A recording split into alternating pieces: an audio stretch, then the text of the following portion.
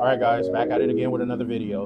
Today we're going to be talking about spiritual parasites. In energy work, these aren't necessarily external monsters. They're often dense, parasitic energy structures, thought forms, or codependent cords that drain a person's vital life force.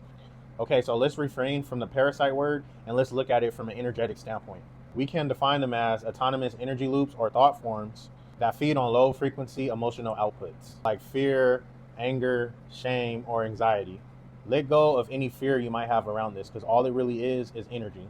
And energy is contagious, as you know. Let's talk about the magnetism rule. Energy requires a host environment.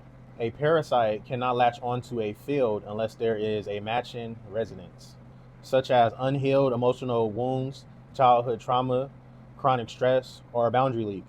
This is why shadow work is important. If you aren't vibrating at a certain frequency, anything attached to that frequency cannot exist in you. They aren't trying to destroy the host. They want to keep the host in a specific emotional loop that they can feed off of. Let's identify some leaks in your energy or signs of an energy parasite. Let me give you some practical symptoms so you could self-assess without being paranoid. Unexplained fatigue, waking up exhausted even after a full night of sleep, or sudden drastic drops in energy after interacting with certain environments or people who might be considered energy vampires. You ever been really excited about something and you tell someone and they say something that just sucks the energy and excitement right out of you? There might be a spiritual parasite at work there. Where did all that energy and excitement you had go? Let's talk about intrusive, loop-based thoughts. Sudden, intense, negative thoughts are impulses that don't feel like yours, especially those that trigger shame or spiral in anxiety. You ever had a random negative, intrusive thought and you think to yourself, why would I think that? Maybe that isn't you. Maybe that thought was implanted in your mind. If you don't have control over your mind and what you think, then what does?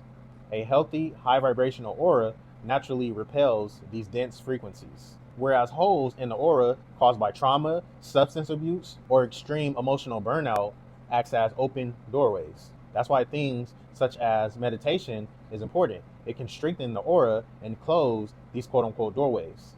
Think about someone you know with a substance abuse problem for a second.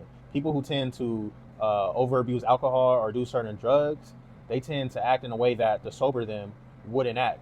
And they might even normally not remember their actions from the night before. What is in control of you if it's not you? We got to start asking ourselves these questions. Studies have shown that abusing certain substances and alcohol opens you up to possession. You ever go from indulging in these things to stopping, whatever the reason may be? You tend to notice how much the people around you overdo what you used to do. But while you were doing it, it seemed normal to you. It didn't seem excessive.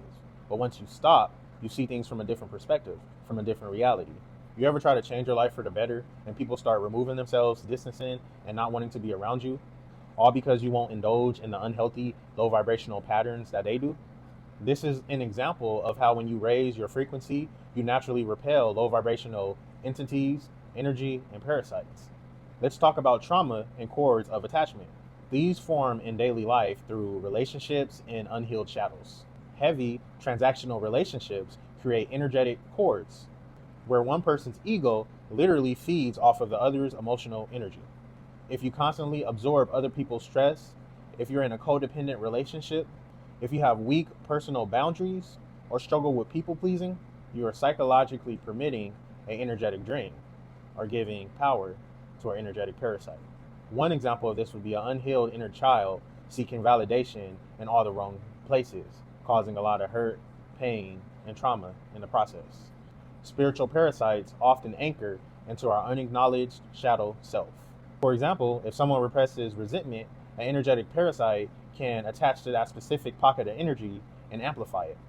You cannot clear or get rid of a parasite if you keep feeding it its favorite food. Ask yourself, what are you gaining from staying in a toxic loop, drama, or dynamic? Bringing awareness to the shadow removes the psychological compliance. Since these parasites feed on specific low frequencies like anger and fear, the ultimate eviction notice is changing your vibration.